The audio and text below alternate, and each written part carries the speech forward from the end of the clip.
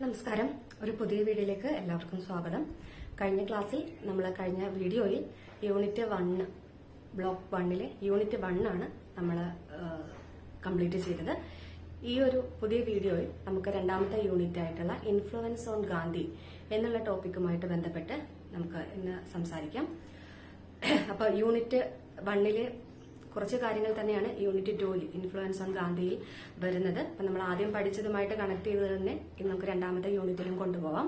ഇത് കുറച്ചുകൂടി എളുപ്പത്തിലായിരിക്കും. എന്തായാലും വീഡിയോയിലേക്ക് പോവുകയാണ്. Unit 2 influence on Gandhi. ഗാന്ധിയിലേക്കുള്ള സ്വാധീനങ്ങൾ എന്തൊക്കെയാണ് എന്നുള്ളതാണ്. നമ്മൾ ആദ്യം തന്നെ ആ യൂണിറ്റിൽ മനസ്സിലാക്കിയിട്ടുണ്ടായിരുന്നു. യൂണിറ്റ് 1ൽ പോർബന്തറിലാണ് അദ്ദേഹം ജനിച്ചത്.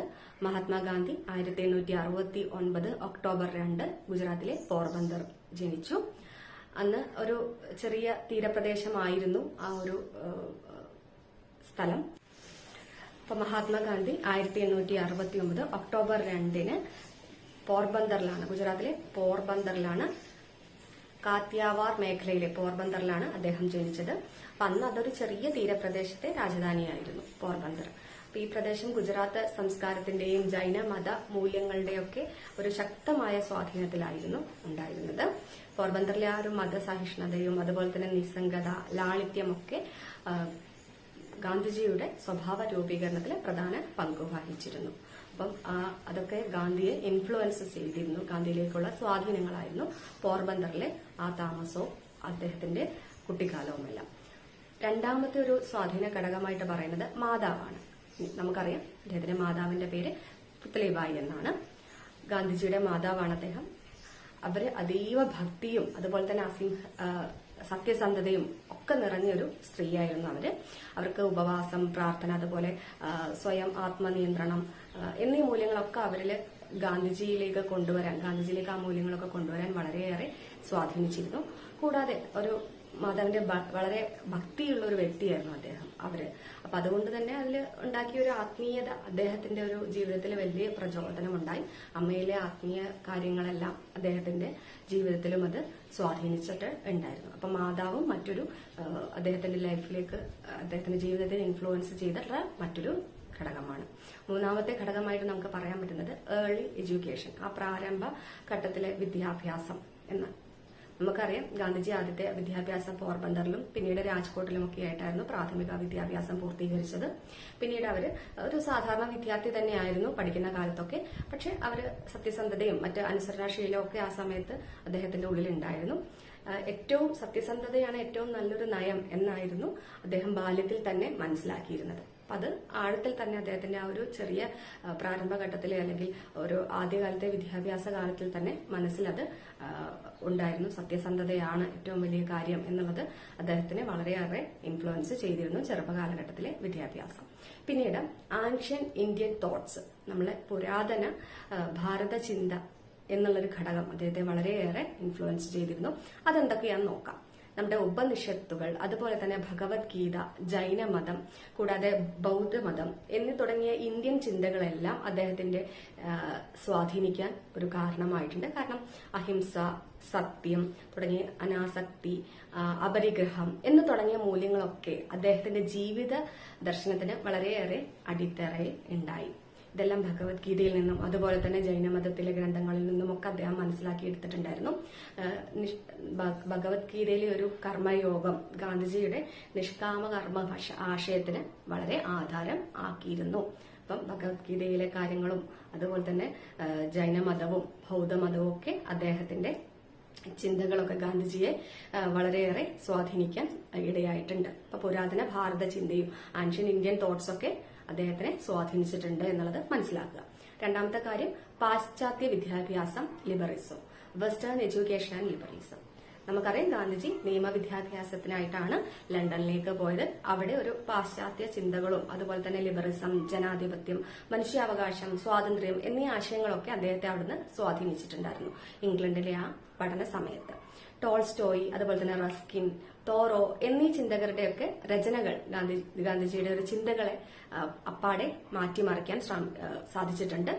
റസ്കിന്റെ അൺടോ ദിസ് ലാസ്റ്റ് സമത്വം, തൊഴിൽ മാന്യന്മാർക്കുള്ള ബഹുമാനം എന്നിതും അതുപോലെ തന്നെ തോറയുടെ സിവിൽ ഡിസോബീഡൻസ്, അക്രമരഹിത പ്രതിരോധത്തിനുള്ള പ്രചോദനം, അതുപോലെ തന്നെ ടോൾസ്റ്റോയുടെ the kingdom of God is within you, ആത്മബലം, അതുപോലെ തന്നെ സത്യാഗ്രഹം, അതിന്റെയൊക്കെ ആത്മീയ അടിസ്ഥാനങ്ങളൊക്കെ അദ്ദേഹം പാശ്ചാത്യ വിദ്യാഭ്യാസ സമയത്ത്, വെസ്റ്റേൺ എഡ്യൂക്കേഷന്റെ സമയത്ത് അദ്ദേഹത്തിന് കിട്ടിയതാണ്. അപ്പൊ ആലോചിക്ക്, ഇംഗ്ലണ്ടിൽ പോയി അവിടുന്ന് ടോൾസ്റ്റോയുടെയും റസ്കിൻ തുടങ്ങി തോറോ എന്നീ ചിന്തകരുടെയൊക്കെ രചനകൾ അദ്ദേഹത്തെ വളരെയേറെ സ്വാധീനിച്ചിട്ടുണ്ട്. ഇനി അപ്പാർത്തൈഡ് അനുഭവം നമുക്കറിയാം അല്ലെ. അദ്ദേഹത്തിന് നിയമകാര്യത്തിനായി അദ്ദേഹം ദക്ഷിണാഫ്രിക്കയിലേക്ക് പോവുകയും അഭിഭാഷകനായി പോവുകയും ആ സമയത്ത് അവിടെ വെച്ചിട്ട് ഒരു വംശീയ വിവേചനം, വർണ്ണവിവേചനം അദ്ദേഹത്തിന്റെ ജീവിതത്തിൽ നേരിടാൻ ഇടയായി. അത് വളരെ ഒരു വഴിത്തിരിവിലേക്കാണ് എത്തിയത്. കാരണം ട്രെയിനിൽ വെളുത്ത വർക്കക്കാരുടെ കൂപ്പയിൽ ഇരുന്നതിന് അദ്ദേഹത്തിന് ആ ഒരു അവിടെ നിന്നും ആ ഒരു ട്രെയിനിൽ നിന്ന് ഇറക്കുവിടുകയും പിന്നെ അത് ഒരു സത്യാഗ്രഹത്തിലേക്കുള്ള അദ്ദേഹത്തിന്റെ ഒരു യാത്രയിലേക്ക് നയിക്കാൻ ഇടയായ ഒരു സംഭവമാണ്.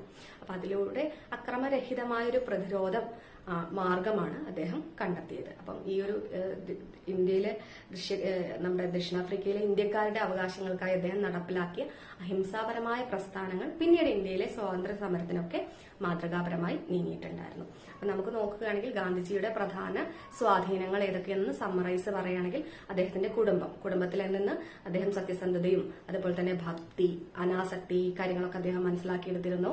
പിന്നെ പുരാതന ഇന്ത്യൻ ചിന്തയിൽ നിന്ന്, അതായത് അഹിംസയും സത്യവും ധർമ്മവും ഒക്കെ നമ്മുടെ പുരാതന ഇന്ത്യൻ ചിന്തയിൽ നിന്ന്, ഭഗവത്ഗീതയിലും അതുപോലെ തന്നെ ജൈനമതം, ബൗദ്ധമതത്തിൽ നിന്നൊക്കെയുള്ള പല ചിന്തകളും അദ്ദേഹത്തിനെ സ്വാധീനിച്ചിട്ടുണ്ടായിരുന്നു. പിന്നെ പാശ്ചാത്യ ചിന്ത വന്നത്, ആൻഷ്യൻ തോട്ട്സ് വന്നത്,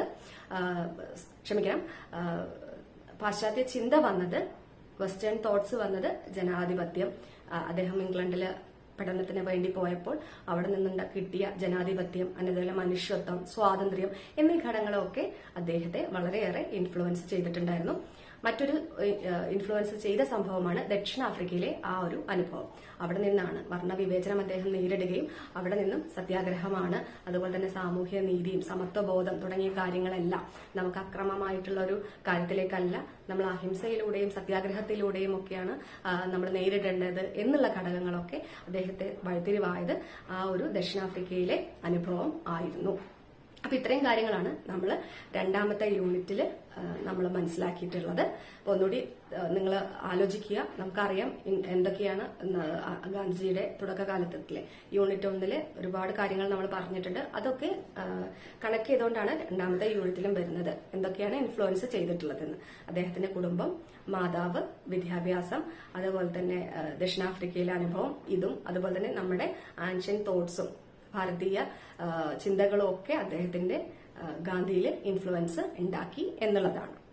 ഇനി നമുക്ക് യൂണിറ്റ് 1 യൂണിറ്റ് 2 ക്വസ്റ്റ്യനുകളൊക്കെ ഒന്ന് നമുക്ക് പരിചയപ്പെടാം. അപ്പൊ നമുക്ക് ആദ്യത്തെ യൂണിറ്റ് 1 ക്വസ്റ്റ്യനുകളും ആൻസറുകളും ഒന്ന് നോക്കാം. ആദ്യത്തെ ക്വസ്റ്റ്യൻ നമുക്ക് നോക്കാം. What was the profession of Karamchand Gandhi? Karamchand Gandhi അതായിരുന്നു മഹാത്മാഗാന്ധിയുടെ ഫാദർ ആയിരുന്നു. അദ്ദേഹത്തിന്റെ പ്രൊഫഷൻ എന്തായിരുന്നു എന്നുള്ളതാണ് ആദ്യത്തെ ക്വസ്റ്റ്യൻ. എന്തായിരുന്നു? അദ്ദേഹം ദിവാനായിരുന്നു അല്ലെ, രാജ്കോട്ടിലെ ദിവാനായിരുന്നു.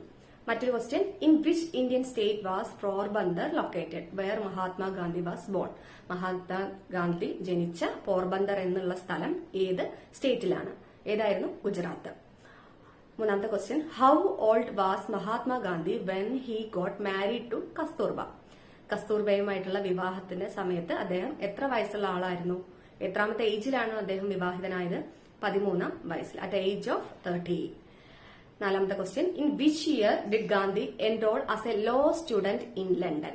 ലണ്ടനിൽ അദ്ദേഹം ലോ പഠിക്കാൻ പോയത് ഏത് വർഷമായിരുന്നു? 1888.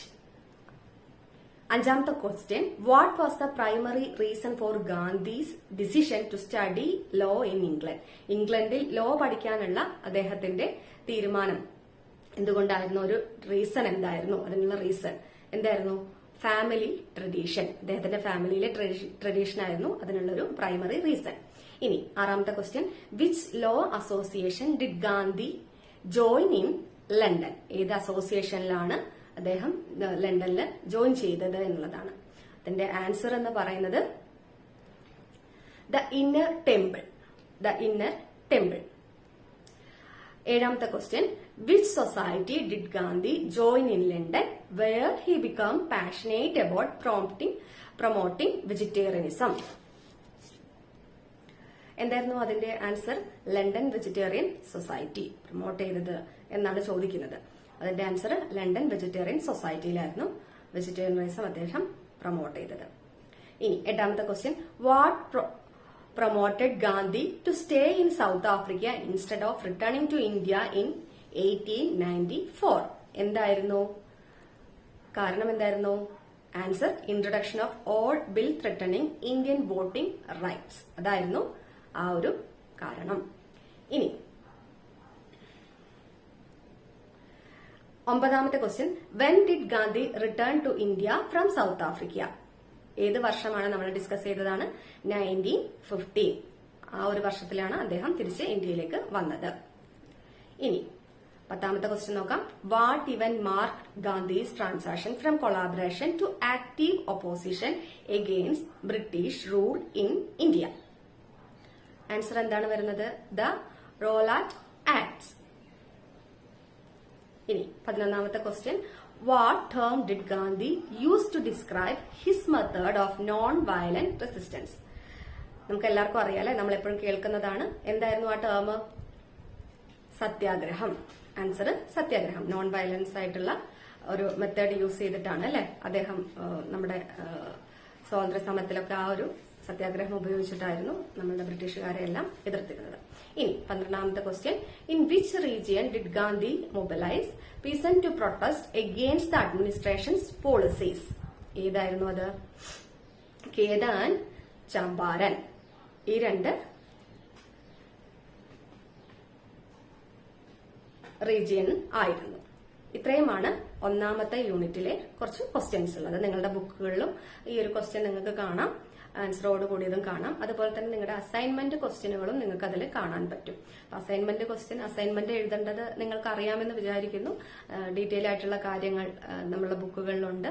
അതുപോലെ തന്നെ നമ്മളെല്ലാ കാര്യങ്ങളും ഈ ഒരു ഗാന്ധിയുമായിട്ട് ബന്ധപ്പെട്ട കാര്യങ്ങളെല്ലാം നിങ്ങൾക്ക് എഴുതാൻ പറ്റും. അസൈൻമെന്റ് എഴുതുമ്പോൾ ശ്രദ്ധിക്കുക, അതിന്റെ ആ ഒരു രീതിയിൽ തന്നെ അതെല്ലാവർക്കും അറിയാമെന്ന് തോന്നുന്നു. ആദ്യത്തെ പേജ്, അതിനുശേഷം ഇൻട്രൊഡക്ഷനും ഇൻടെക്സ്, സമ്മറി ഉള്ള കാര്യങ്ങളെല്ലാം അതിന്റെ ഓർഡറിൽ തന്നെ നിങ്ങൾ കൊണ്ടുവരിക.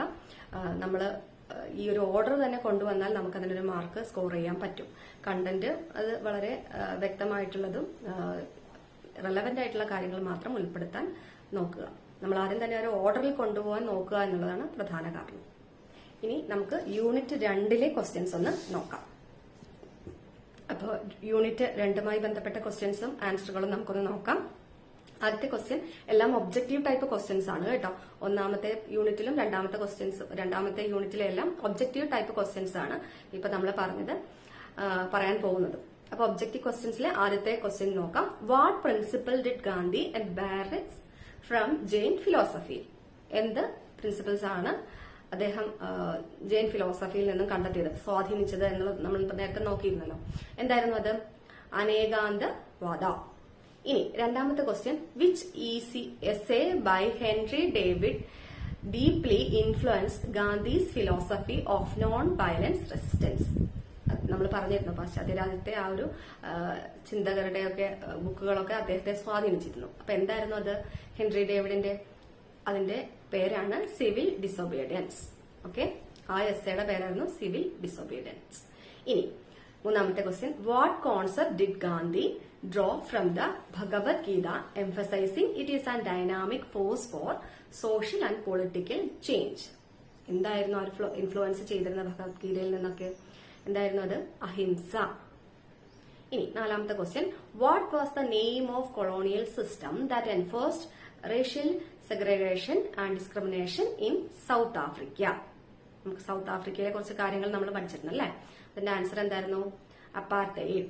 അതായത് വർണ്ണവിവേചനം അദ്ദേഹം നേരിട്ടിട്ടുണ്ടായിരുന്നല്ലോ, ആ ഒരു കാര്യമാണ്.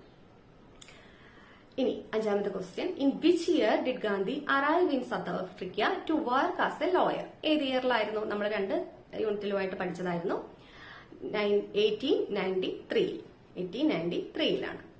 ഇനി ആറാമത്തെ question, what was the position held by Karamchand Gandhi in the princely state of Porbandar? നമ്മൾ 2 ക്വസ്റ്റ്യൻസും രണ്ടിലും നമ്മൾ നോക്കിയിരുന്നു അല്ലെ. ആ ക്വസ്റ്റ്യൻ സെയിം ക്വസ്റ്റ്യൻ വന്നിരുന്നു. എളുപ്പമാണ് പഠിക്കാൻ. ആൻസർ എന്തായിരുന്നു? കരംചന്ദ് ഗാന്ധിയുടെ ജോബാണ് ചോദിച്ചത്. പ്രൊഫഷൻ എന്തായിരുന്നു? ദിവാനായിരുന്നു അദ്ദേഹം. ഇനി ഏഴാമത്തത് which philosophical concept did Gandhi draw from the Upanishad emphasizing the interconnectedness of all lives? ഉപനിഷത്തിൽ നിന്നൊക്കെ കുറച്ച് കാര്യങ്ങൾ അദ്ദേഹത്തിന്റെ ഒരു കോൺസെപ്റ്റ് അദ്ദേഹത്തെ സ്വാധീനിച്ചിരുന്നു. എന്തായിരുന്നു അത്? അതിന്റെ ആൻസർ ആണ് ആത്മൻ. ഇനി എട്ടാമത്തെ question which organisation did Gandhi established in 1894 to advocate for the rights of Indian community? ഏതായിരുന്നു അത്? Answer Natal Indian Congress. ഇനി ഒൻപതാമത്തെ question what term did Gandhi coin to describe his philosophy of non violence resistance emphasising the power of truth in social and political change? എന്തായിരുന്നു അത്? നമുക്ക് എല്ലാവർക്കും അറിയുന്നതാണ് അല്ലെ. നോൺ വയലൻസ് ഒരു കാര്യമാണ് അദ്ദേഹം കൊണ്ടുവന്നത് എന്നുള്ളത് നേരത്തെ ഉണ്ടായിരുന്നു.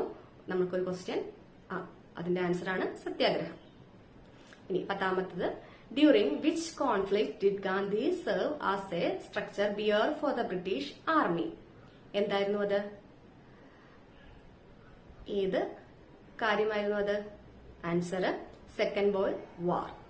അപ്പൊ ഇത്രയുമായിരുന്നു നമ്മുടെ രണ്ടാമത്തെ യൂണിറ്റിന്റെ ഒബ്ജക്റ്റീവ് ക്വസ്റ്റ്യൻസ്. അതുപോലെ തന്നെ അതിലും നിങ്ങൾക്ക് അസൈൻമെന്റ്സ് 2 ക്വസ്റ്റ്യൻസ് നിങ്ങൾക്ക് അവിടെ വരുന്നുണ്ട്.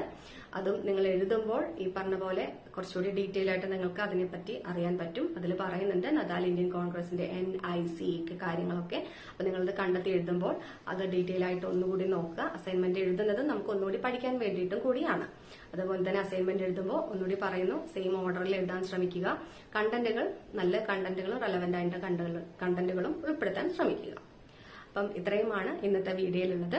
തുടർന്നുള്ള വീഡിയോകളിൽ മറ്റു യൂണിറ്റുകളും മറ്റു ബ്ലോക്കുകളുമെല്ലാം കവർ ചെയ്യാൻ ശ്രമിക്കുന്നുണ്ട്. ഇനി നിങ്ങൾക്ക് ഉടനെ തന്നെ വീഡിയോ അപ്ലോഡ് ചെയ്ത് കഴിയുമ്പോൾ തന്നെ അതിന്റെ നോട്ടിഫിക്കേഷൻ അറിയാൻ വേണ്ടി നിങ്ങൾ ബെൽ ബട്ടൺ ഒന്ന് അമർത്തി കഴിഞ്ഞാൽ നോട്ടിഫിക്കേഷൻ ഉടനെ കിട്ടും.